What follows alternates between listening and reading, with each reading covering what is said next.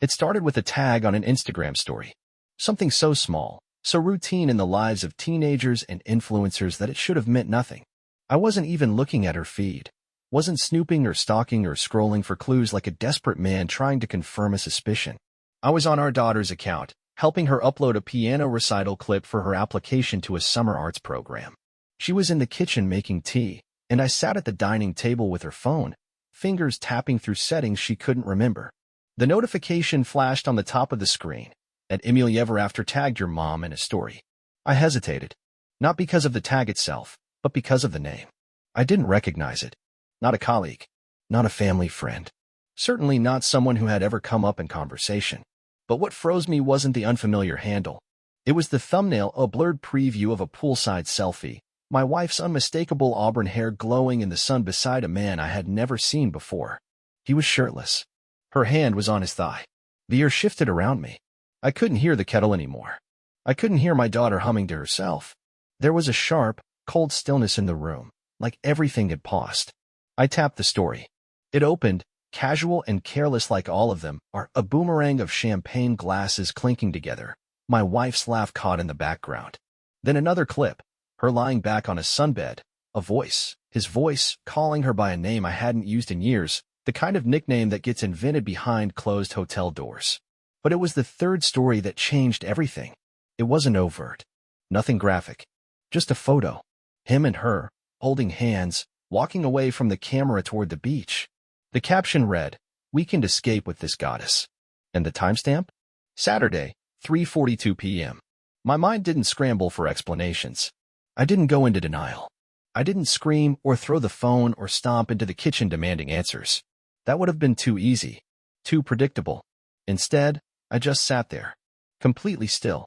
A part of me detached from my body, floating above, watching as my life split into two pieces, before that story and after it. Because she hadn't been out of town that weekend.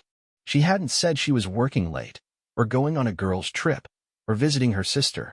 No, she had told the kids we'd all have a family day on Sunday, and then, Saturday afternoon, claimed she had a migraine and needed to sleep it off. She locked herself in the bedroom, lights off, curtains drawn. Our daughter had made her soup.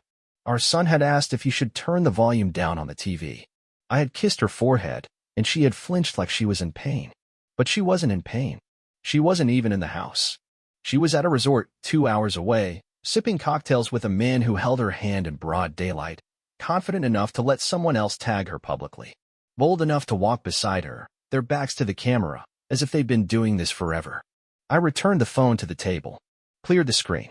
The kettle whistled, and our daughter came back into the room, humming the same song. I smiled at her, steady and even. I helped her upload the video, complimented her posture, told her how proud I was of her. All while that moment replayed in my head like a glitching film reel, her hand on his thigh, the laughter, the timestamp. I didn't feel rage. Not then. What I felt was precision. A terrifying surgical clarity. The kind of focus you get when you know exactly what needs to be done but have to wait for the perfect moment to strike. No improvisation. No guesswork.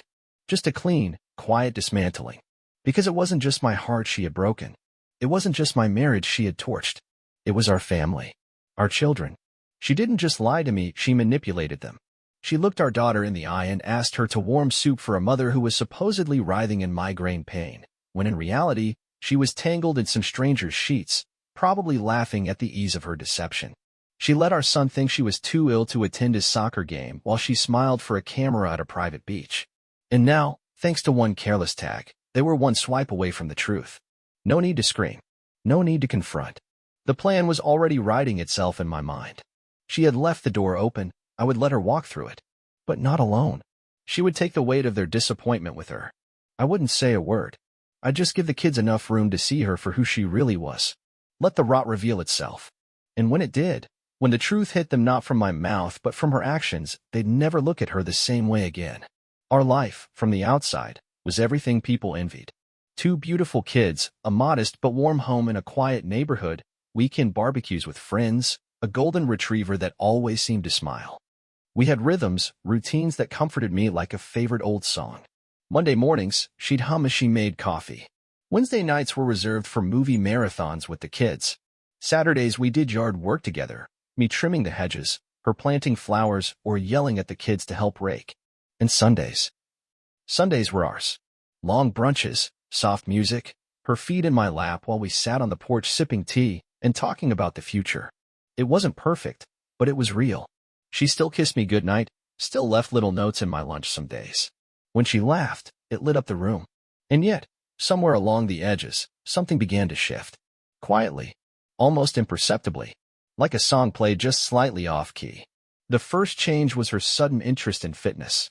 She'd always been active, sure, but this was different. New gear arrived every week: shoes, leggings, sleek water bottles with motivational slogans. She joined a hot yoga studio 20 minutes away instead of going to the one 5 minutes from home. They offer better classes, she said. Fair enough. I encouraged her. I even offered to join her for a session once, half joking. She laughed, touched my arm, but there was something brittle in the way she said, "Oh no, babe, this is my thing. I need some space." My thing. That phrase started to appear more often. I'm doing my thing. I just need a little time for me. Then came the weekend trips. Girls' retreats, she called them. Self-care, she explained. Mental reset. I didn't argue. I told myself she deserved it. She worked hard. She was a great mother. But each time she came back, she seemed lighter, not just relaxed, glowing. Too glowing. Her phone never left her hand. And when she thought I wasn't looking, her eyes would drift down to the screen with this little smirk. Not the soft, affectionate smile she used to give me when reading something I'd sent. No, this one was private, sly. She'd start locking her phone, even at home. Changed her passcode. Said the kids had been messing with it. I believed her. At least, I tried to. Then there was the day I went to get the car washed and found a bracelet under the passenger seat. Silver, delicate, not hers. I would have recognized it. She was picky with jewelry. I turned it over in my fingers and realized it had initials engraved. M+R. It meant nothing to me. So I left it in the cup holder, thinking maybe it belonged to one of her friends. Maybe someone dropped it during the carpool run. But it was gone by the next morning, and she never mentioned it. I waited. She said nothing. Neither did I. She changed her hair. Subtle at first, lighter highlights, straighter style. I complimented her. She thanked me, distracted, eyes on her phone again. She started wearing perfume to go grocery shopping. She stopped watching movies with us on Wednesdays. Said she needed to journal. Journal. A word she hadn't used in 10 years of marriage. I asked if everything was okay, and she kissed my cheek, said she was just working through a phase. That she was trying to align with her purpose. I didn't even know what that meant. But I nodded. I supported her. Because that's what I'd always done. She made a new Instagram account. Claimed it was for her yoga community. Said it wasn't public yet. But I couldn't find it. When I asked her about it casually, she deflected. Told me not everything needed to be shared. That separateness was healthy. She started saying things like that. We're individuals first. I'm learning to love myself outside of the roles I play. I watched her say these things to our daughter too, planting little seeds. Not wrong, in theory. But when spoken through a tight smile and distant eyes, they didn't feel like empowerment. They felt like preparation. She was pulling away, piece by piece, but doing it with such grace that even I started to doubt the ache in my gut. Maybe I was being paranoid. Maybe this was just who she was now, more spiritual, more introspective, more mysterious. I tried to bridge the gap. I bought her a necklace I thought she'd love, handcrafted, expensive, elegant. She thanked me, but never wore it. She stopped asking about my day. Stopped noticing when I stayed up late working. The kids didn't see it yet. She was still warm with them, still attentive. But even that began to look rehearsed. Like she was performing motherhood, not living it. One night, as I stood in the hallway, I heard her whispering into her phone in the bedroom, voice low, careful. When I walked in, she jumped slightly, smiled too wide, and said it was a friend from yoga going through a rough patch. I didn't ask which friend. I didn't need to. The fracture had already formed. I just hadn't seen how deep it ran. Still, I didn't confront her. Not yet. Because hope is a dangerous thing. And even as the cracks spread across the surface of our life, I kept holding on to the image of what we were. Of who she used to be. I was waiting, not for an explanation, not for proof, but for the moment she would have to show her hand. And when she did, I would be ready. It was a Tuesday, oddly enough. A day so ordinary it should have disappeared into the pile of uneventful ones, but instead, it cracked the foundation of everything. I had taken the afternoon off. Our son had a minor dental surgery, nothing serious, but enough that he'd need someone to drive him home and make sure he didn't drool all over the couch. She said she'd handle it, insisted, actually, that I didn't need to worry. But I'd been uneasy since Sunday, since I saw her packing a small gym bag for a yoga class and then taking her perfume with her. Who takes perfume to sweat? I didn't ask. I just nodded, kissed her forehead, and let her leave. But on Tuesday, I decided I'd pick him up anyway. Told the office I had a stomach bug and left early. I beat her to the clinic by 10 minutes, sat in the waiting room, scrolled through my emails, and waited. Then 5 minutes. 10. 15. No sign of her. When our son walked out with the gauze still puffing his cheeks like a chipmunk, he looked around, confused. "Where's Mom?" he mumbled. I smiled, helped him into the car, and told him she must have gotten stuck in traffic. That was my first lie. He fell asleep halfway home, and I let him nap on the couch while I went to plug her phone into the charger in the kitchen. She always left it there. A routine. She was careful, but not paranoid. She trusted her habits to protect her. And that day, she'd forgotten to log out of her car's dashboard app. I don't even know why I opened it. Just an impulse. But there it was, the GPS history. Not from today. From Sunday. 1:17 p.m., departed home. 2:06 p.m., arrived Yoga Glow Center, except I knew the address by heart. It wasn't a yoga studio. It was a residential street in a nearby town, a dead-end cul-de-sac. I tapped the name out of reflex and pulled it up on the map. It was a condo complex. Not a gym. Not a wellness retreat. I zoomed in. Building B. She had stayed there for 3 hours and 24 minutes. Left at 5:30. Returned home just in time to heat up leftovers and kiss our daughter goodnight like nothing had happened. My hands were still, but my heart was gone. Not racing. Gone. Just missing. Like someone had scooped it out of my chest and left a vacuum in its place. I didn't feel rage. Not even betrayal. I felt distance. Cold, clinical distance. The kind a surgeon must feel before slicing open a patient's chest. Necessary, not cruel. I set the phone down, walked to the window, and stared out at the backyard where our son's soccer ball sat deflated in the corner. She had promised him she'd patch it. That was 3 weeks ago. I watched the wind move the branches. Everything slowed. My mind stopped narrating. No theories. No excuses. Just observation. When she came home that evening, she brought takeout and a fake apology. Said she'd gotten caught up handling a situation at work. She kissed me on the cheek and placed the brown bag on the table. "Your favorite," she said. "Pad Thai." I sat down, opened the box, and thanked her. She didn't notice I hadn't taken a bite. She scrolled through her phone with a casual smirk and asked how her son's appointment went. I gave her every detail. Her eyes flicked up just twice. She nodded, said, "Poor guy," and kept scrolling. That was when I knew she wasn't just drifting anymore. She was gone.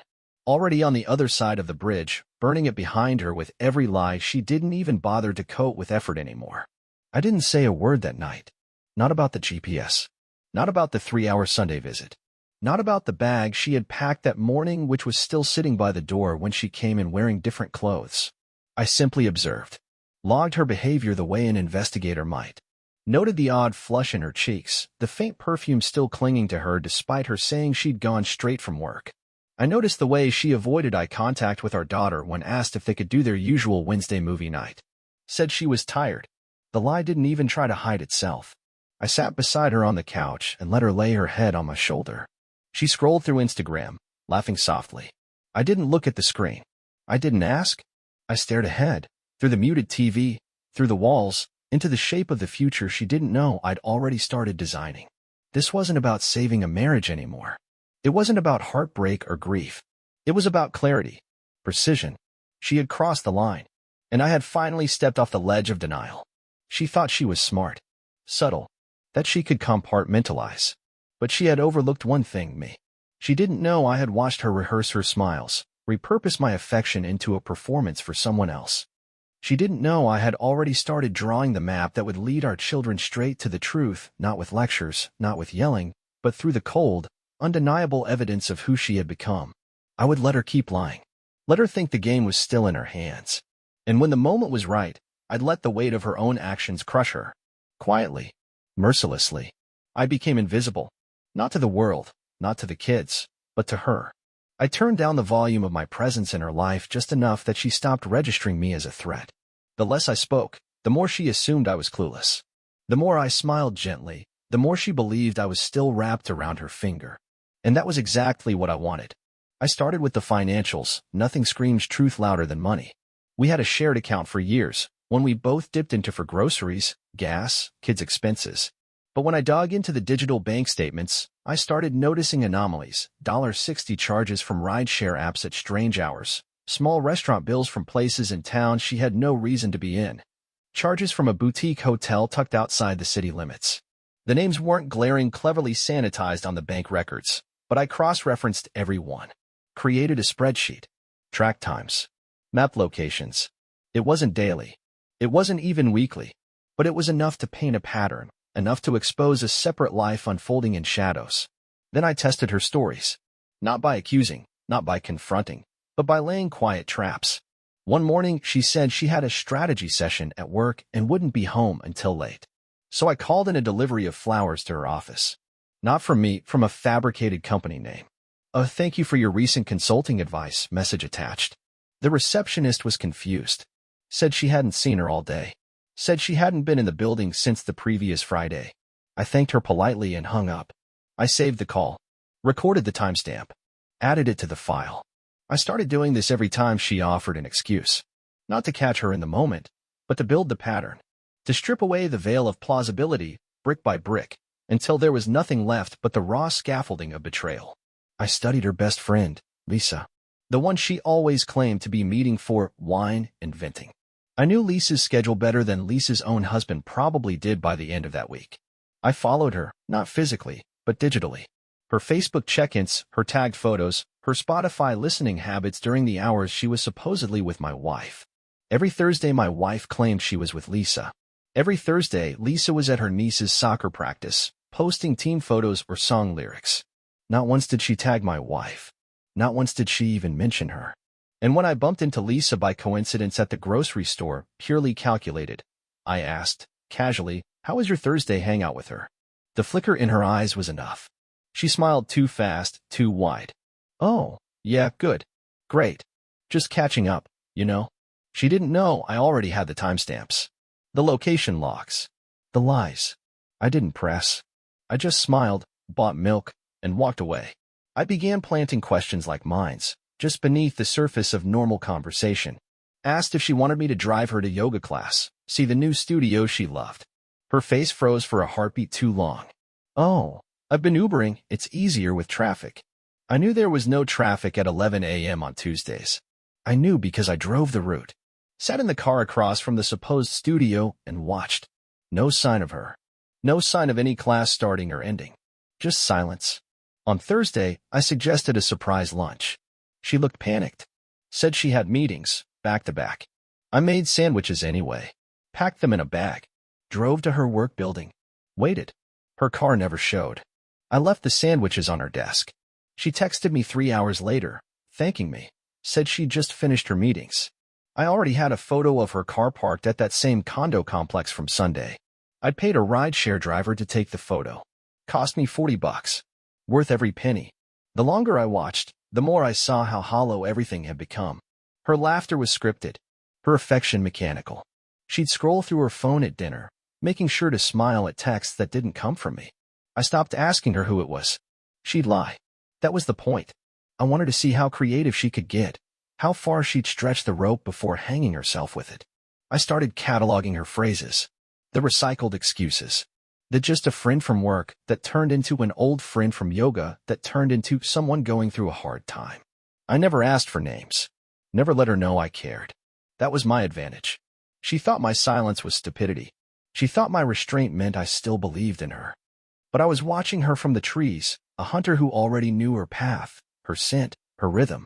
She moved like someone who'd gotten away with it for too long, too bold, too careless. And when she finally fell, it wouldn't be because I caught her. It would be because she stepped straight into the trap she helped me design. It happened at our daughter's recital. A place she never expected anything but praise and applause, the last stage she thought her sins would be unveiled upon. The auditorium was packed, families in semi-formal wear, cameras ready, the soft buzz of nervous excitement humming through the air. Our daughter was scheduled third. Before the lights dimmed, my wife sat beside me in a deep red dress, radiant as always, beaming with practiced maternal pride. Her phone stayed glued to her hand, thumb brushing the screen, replying to messages she thought I couldn't see. But I had already seen everything. The screenshots, the hotel confirmation under a false name but her credit card, the candid photo of her kissing him on the neck in the parking lot, one heel dangling from her foot. I hadn't hired anyone. I didn't need to.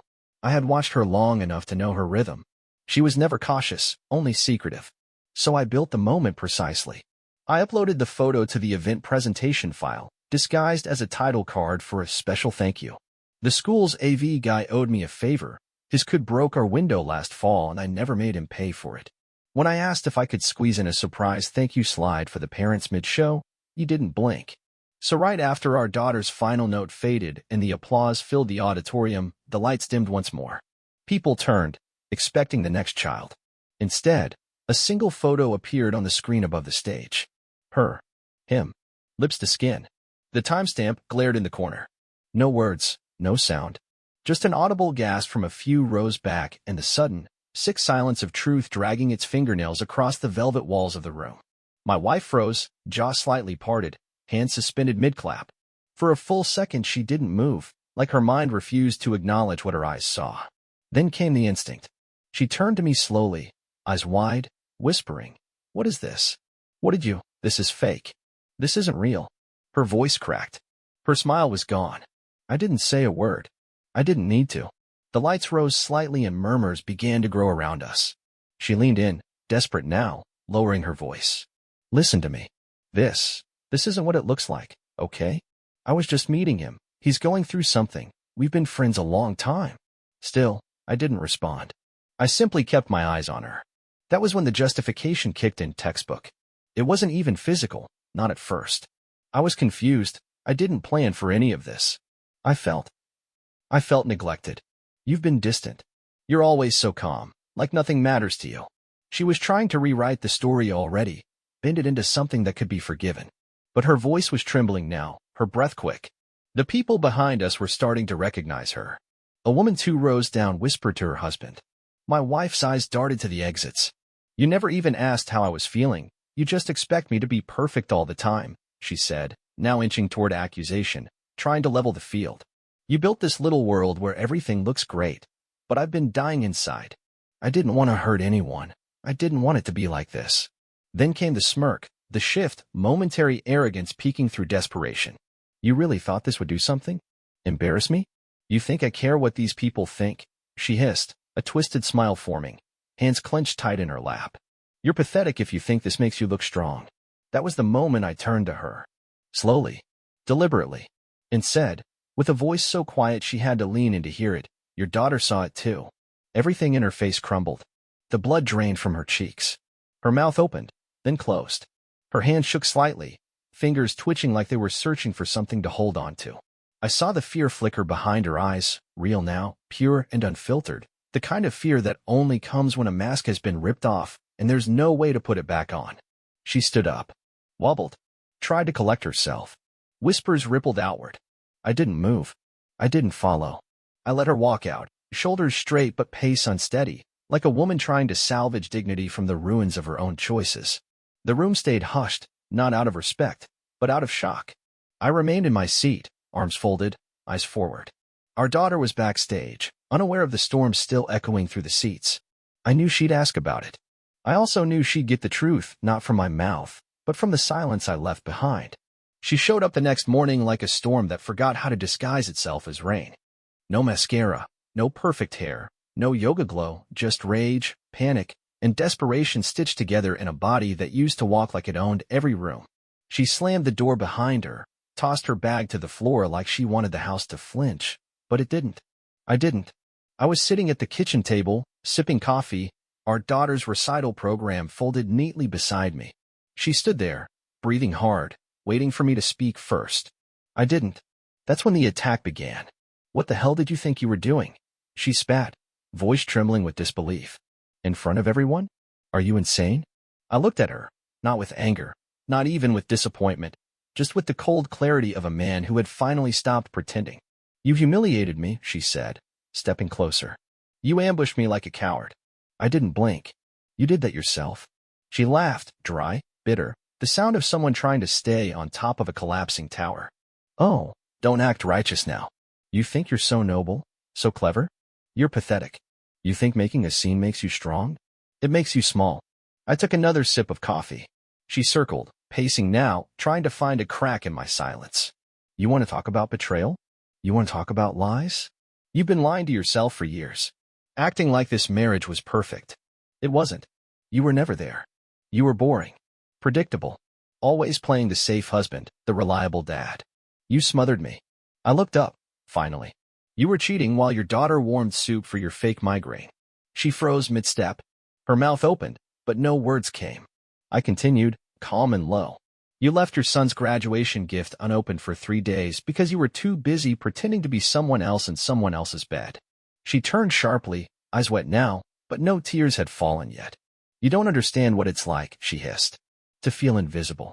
To be a woman and feel like a damn piece of furniture in your own house. I stood, slowly, walked past her, and opened the drawer where I'd kept the envelope, hotel receipts, screenshots, GPS logs. I placed it on the table without a word. She didn't move.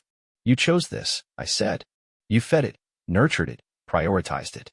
Don't drag me into your collapse. Her voice cracked then, trembling as she grabbed the envelope and opened it.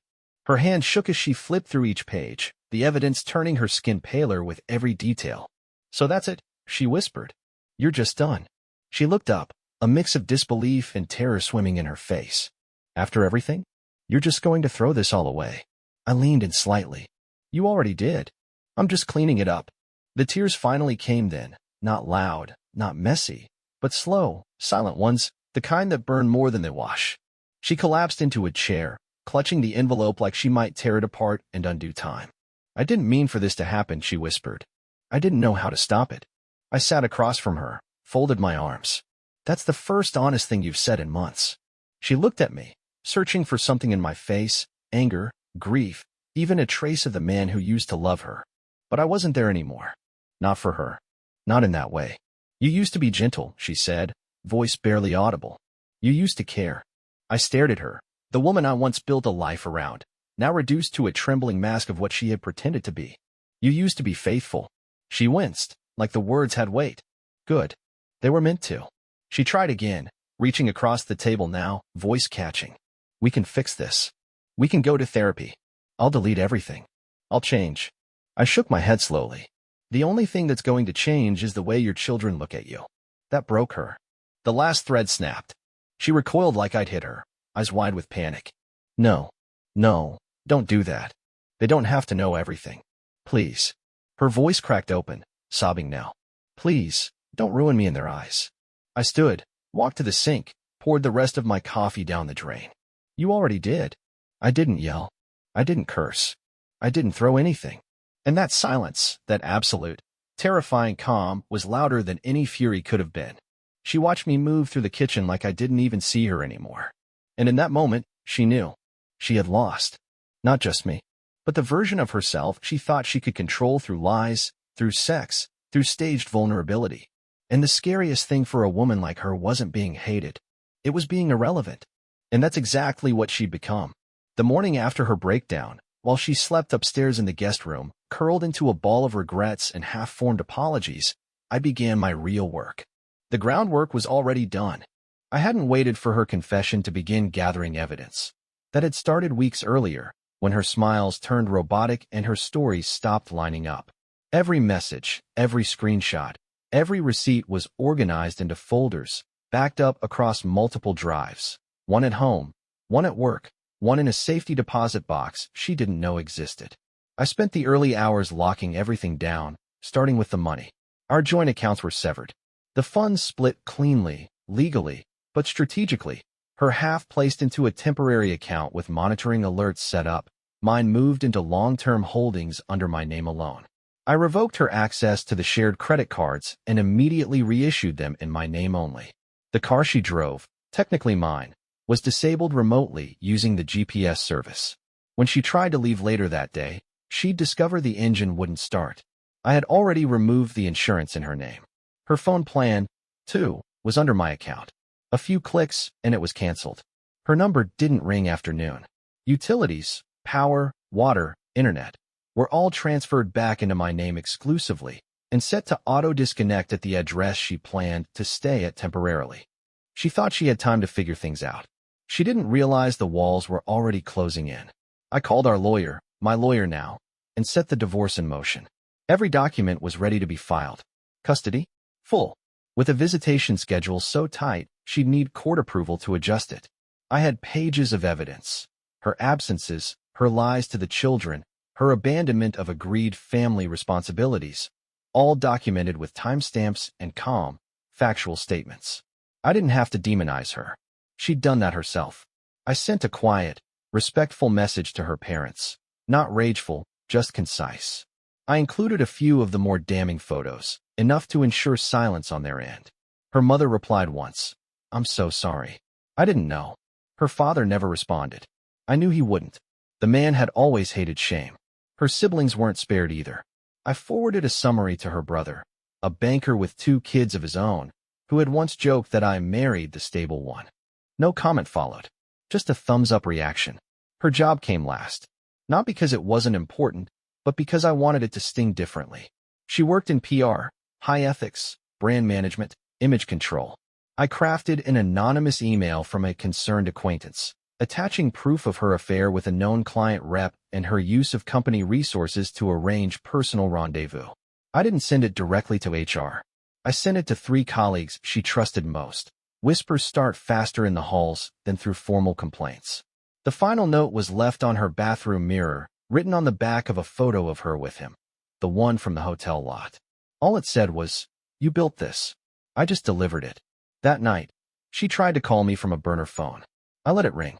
Then, when she drove to our house, borrowing a friend's car, I assume, she stood outside in the rain, knocking, then banging, then screaming. The kids were at my sister's place for the weekend. I made sure they wouldn't hear any of it. I watched her from behind the curtain, her soaked figure pacing the porch, her face a blend of disbelief and raw fury. She thought she still had cards to play, that she could cry, manipulate, shift blame, spin the story. But the story was already over. Her chapter closed. And the worst part for her wasn't the isolation, or the humiliation, or even the consequences. It was the realization that I didn't need her to fall apart to win. I had simply walked away while everything she thought she controlled collapsed behind her. Not with screams, not with fists, but with silence, proof, and precision.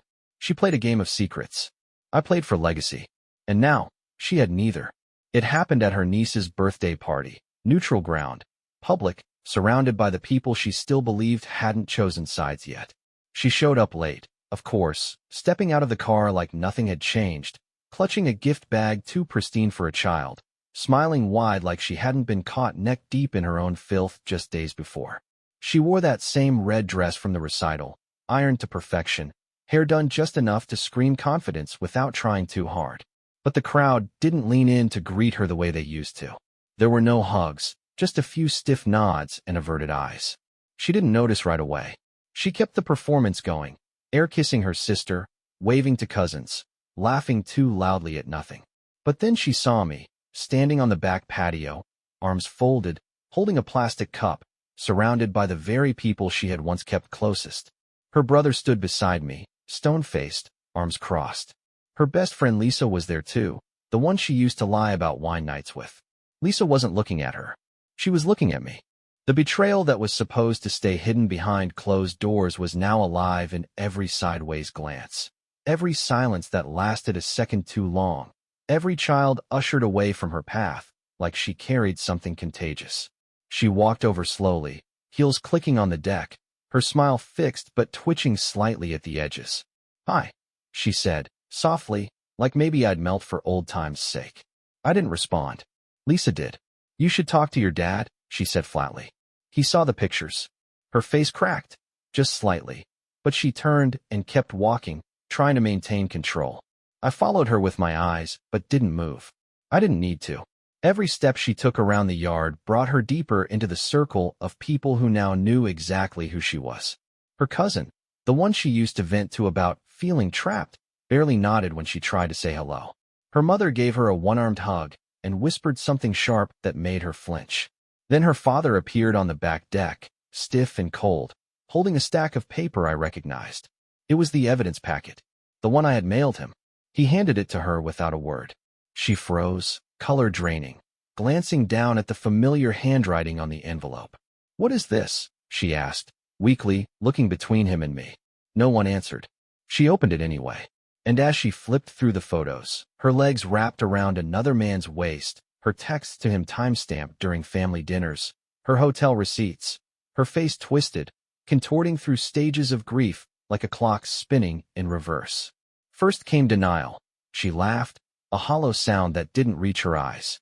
"This is ridiculous," she said, holding up the paper like it was a prank. "You're seriously passing this around like it means something?" Then justification. "It wasn't like this.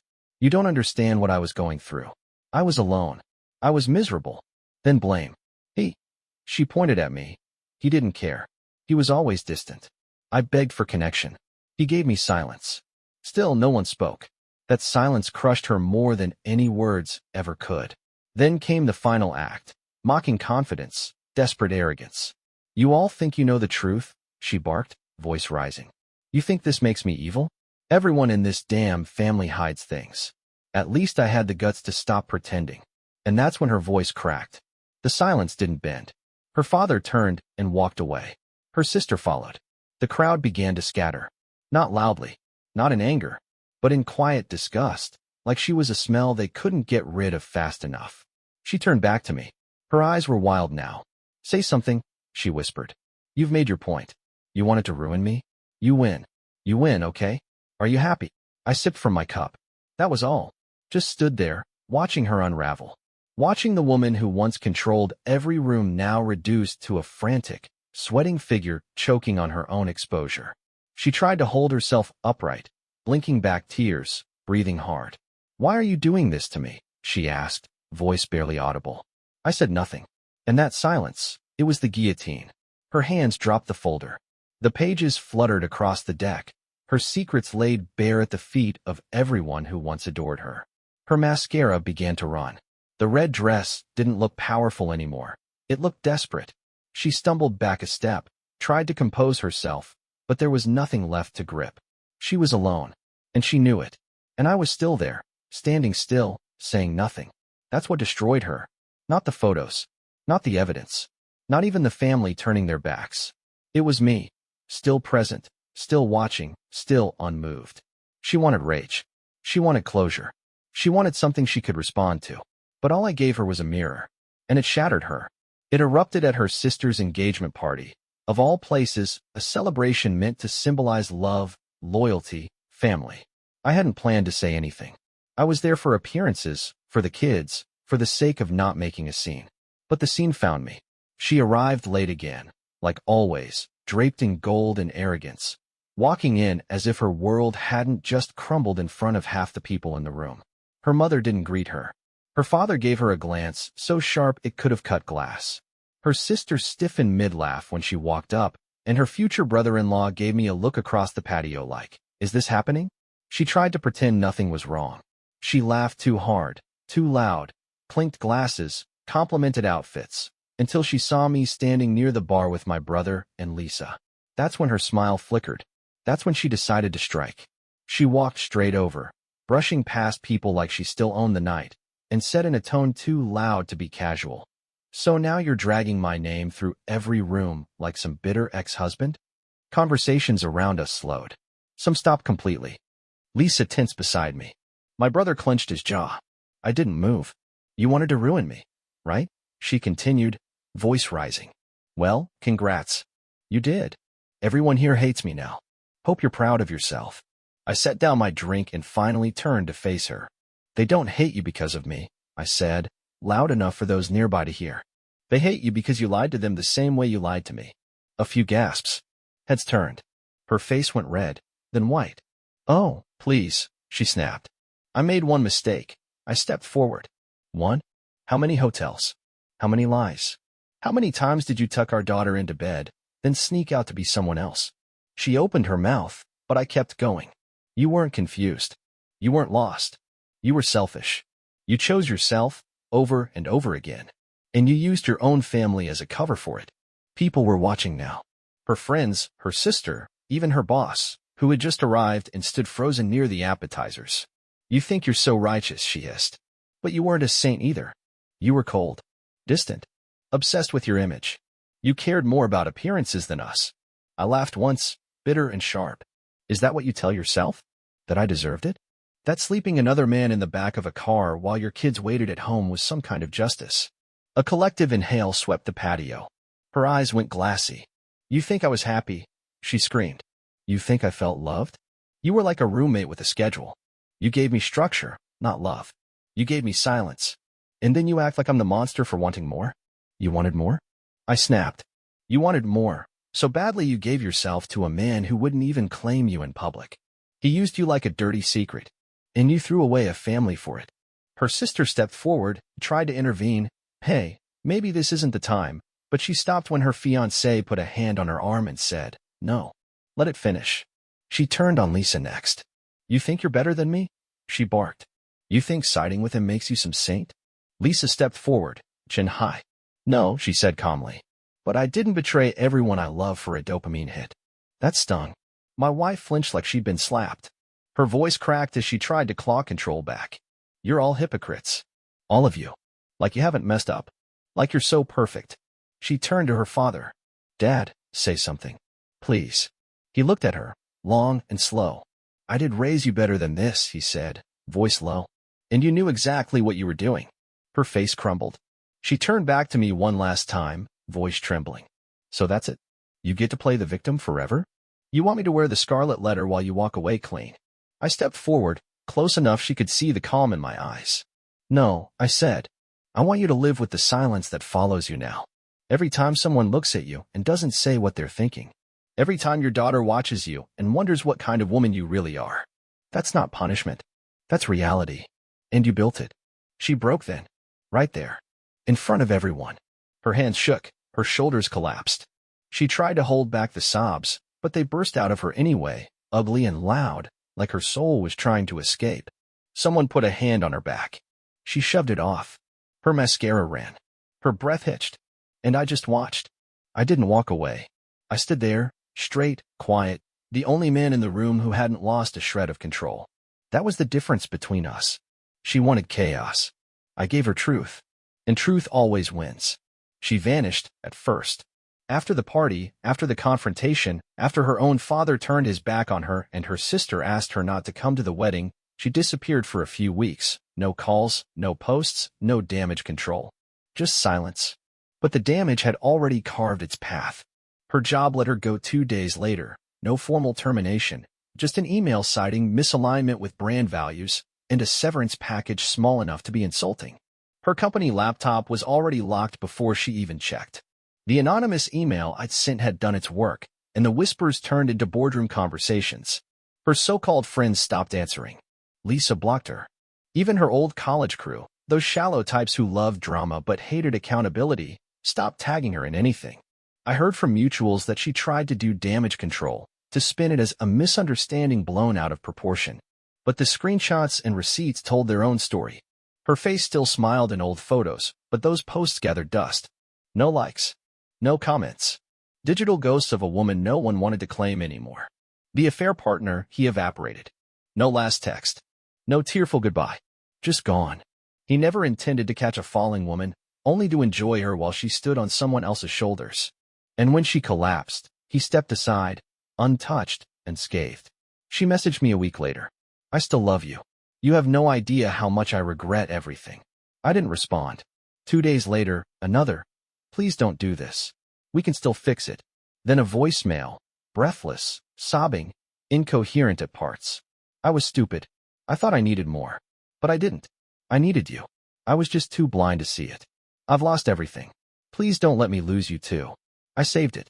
Didn't delete it. Not out of sentiment. Just as proof, for myself, that even the most confident mask eventually melts into the truth. She showed up at the house the following week. I was out front, sweeping the driveway. The kids weren't home. She pulled up in a battered rental car, stepped out in oversized clothes. No makeup, no armor. Just skin, eyes rimmed red, posture deflated. She walked slowly, as if afraid the ground might shatter under her feet. Please, she whispered. Just give me 5 minutes. I kept sweeping. She stepped closer, into the shade of the porch. You don't have to take me back. I know I don't deserve that. But I need you to know, I didn't do it because I stopped loving you. I did it because I stopped loving myself. I thought if someone else wanted me, maybe I'd matter again. Her voice cracked. But he never wanted me. Not really. He disappeared. And now I'm nothing. I wake up and I hate what I see. I walk through town and people look through me like I'm not even there. I paused, leaned the broom against the wall, and looked at her for the first time in weeks. But all I saw was a stranger wearing my wife's face like a memory that had gone sour. You want forgiveness? I said. She nodded, hands trembling. Then start by forgiving yourself. Because I'm done. Her lip quivered. Please. I can't go back to that apartment alone again. I don't even recognize who I am anymore. I stepped down from the porch, walked past her without brushing her shoulder. That's not my problem anymore. Her knees buckled a little. She turned as I walked toward the gate. So that's it, she called after me. Everything we built, gone. I stopped, turned my head just enough to look her in the eyes. You didn't just burn the house, I said. You danced in the ashes. And with that, I opened the gate and stepped into the sunlit street. I didn't look back, didn't check if she was crying or collapsing, because it no longer mattered.